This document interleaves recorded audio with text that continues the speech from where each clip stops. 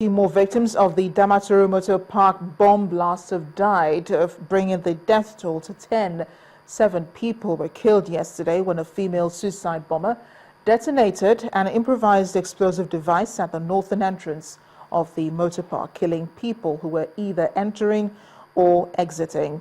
The medical director of Damaturu Specialist Hospital, Dr. Garba Fika, said 3 people died while receiving medical attention at the hospital.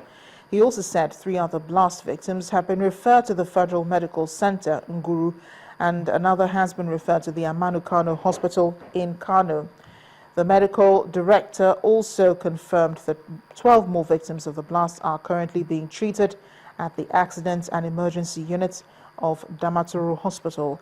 He says all of them will be given free treatment in line with the state government's free drug exercise.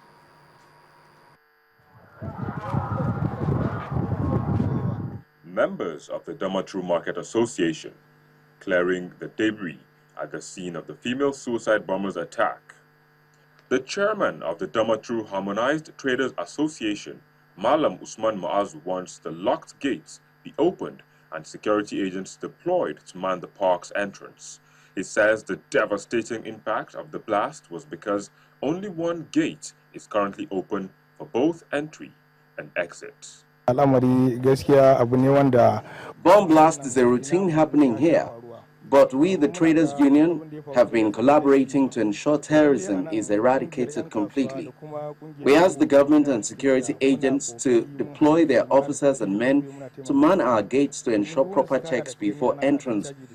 According to an eyewitness, Balame Nasara, most of those killed in the blast were children eking out a living from selling sachet water or groundnut cakes along with their friends.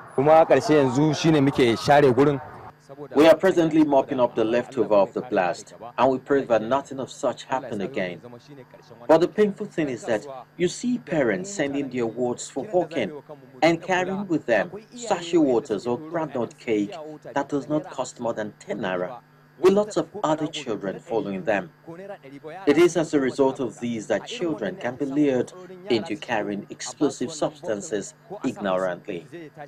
Most shops have reopened for business at the market, an indication of how quickly commercial activities have bounced back after the deadly bomb attack orchestrated by insurgents. At the Sani Abacha Specialist Hospital, victims of the attack receive treatment. They are lucky to have escaped with their lives. 4 were supposed to be transferred to Federal Medical Center Nguru. Unfortunately, 1 died just before transfer. So we were able to transfer 3 patients to Federal Medical Center Nguru. There 2 were admitted, and one of them unfortunately required more expert management. So he had been taken to Aminu Kano Teaching Hospital this morning. The other patients have been discharged. As of now, there are about 11 or 12 patients in the accident and emergency, and they are receiving treatment. The military may have curbed the murderous activities of insurgents to a large extent, but this latest attack may be a warning that residents still need to remain at alert. And with the elections over, Nigeria's borders are open for movement, and business activities are now picking up across the Seme border area. The Comptroller of Customs, Seme Area Command, Mr. Garba Dalati, has assured his team is better equipped to deal with activities of smugglers around border communities. Seme, a border community located in Badagry West Local Government Development Area in Lagos, Nigeria's southwest region. Day and night, the community is more of a marketplace than border town, with many people selling or hawking their wares. And sometimes the atmosphere could be chaotic. Normal business activities are also resuming around the area after it was closed down for the elections. People were apprehensive that was the country going to break or was it going to remain after the election or before the election. So naturally, I think there was a holdback by the the trading population. The volume slowed down It's not that we didn't have anything at all, no, but like if you're having 10, 20 trucks to count and assess or see motor cars, you now have a situation where you are seeing 5, 4. But now, after the elections, there's certainty. It's like everything resumed. Not minding that the exchange rate has not changed too much. Also speaking on the near shutdown of illegal activities of smugglers, the area controller of customs explains that his command has been reinforced to combat smuggling. We have enough logistics on ground now. I have men, I have material. I have a large arsenal of brand new rifles. I don't have to use them, but I have the firepower, the versatility behind to conquer any anti-ants smuggler. Any attempts to smuggle, I have the equipment and the right strength to counter it. But I don't use that force unless it is absolutely necessary. At the takeoff of the new administration, one could only hope that Nigeria and Benin will collaborate towards a joint effort that will yield positive results for both countries. We're moving to the southeast now, where plans by the management of the Federal Medical Center in Owerri to privatize some key departments or units have been put on hold. This follows the intervention of the FMC's board and the face-off between the management and members of staff over the issue. The board has also reversed queries issued to staff members in the course of the rift between the two parties.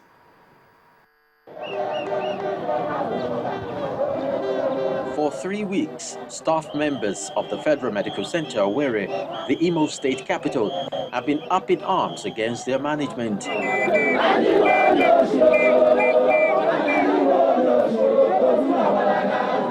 The action crippled services at the facility, effectively preventing residents from accessing health care. She just came out. I want to privatize everybody. Eventually, the center's board of directors has to wade into the crisis to address concerns raised by the staff, including the privatization of some key departments.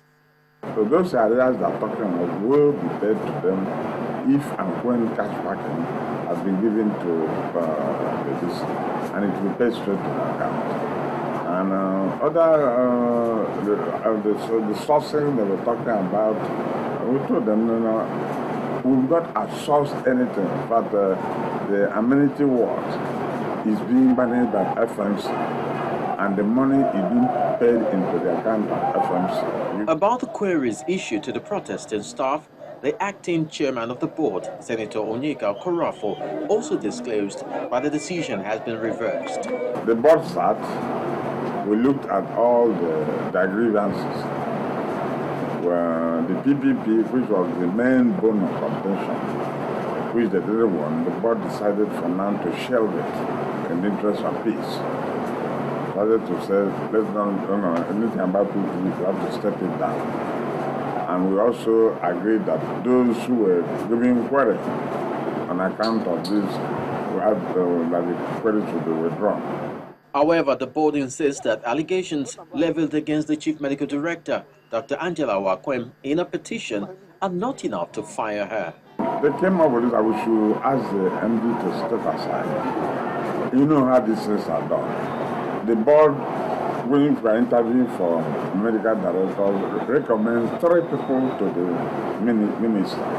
And the minister takes this recommendation to the president. It's the president that makes the choice. Our power to hire and sack does not extend to the MD. The workers are, however, adamant that the board has not sufficiently addressed the issues. It appears the industrial action at the Owerri Federal Medical Center remains deadlocked. Patients requiring its services may have to wait a while longer. 3,000 graduates are undergoing scholarship tests in Port Harcourt, the River State capital in Nigeria.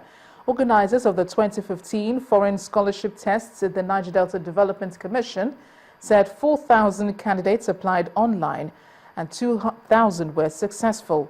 They will now undergo oral examination before a final selection would be made. The examination started with a verification process by the NDDC consultant team. The test is held annually to select deserving candidates. Emphasis is placed on science disciplines to boost research in the oil and gas sector and increase the chances of indigents from the area to be employed. The real final stage is after the oral interview. Those that will be successful would also be subjected to quota selection in the Niger Delta region. There are some states may have, based on the volume of the oil, may have a higher number of the beneficiaries. Some states will have a lower number based on the board quota policy arrangement. We want to develop our youth, their capacities, their skills, their knowledge in the area of sciences, so that at the end of the program, we'll be able to fit them into various companies, oil and gas operating in the Niger Delta. And local content board can also absorb them. The aptitude test is conducted under strict supervision by the Niger Delta Development Commission's consultants, who say there is no room for cheating. The electronic test is said to be full alteration proof. It runs on a system that has the candidate's picture and details. One element that remains encouraging is that the results are released immediately after the test. Some of the candidates confirmed that the computer test was fair and transparent. They've done well so far, and they should continue their good work. Over 1,021 candidates have benefited so far from master's and doctorate degrees in engineering and the sciences, including medicine, in the best universities across the world, courtesy of the NDDC scholarship program. When the News at 10 returns, tanker drivers in Lagos comply with the Lagos order. Commissioner for Transportation, Mr. Kayode Okoyefe, joins us to discuss the issues. Please stay with us.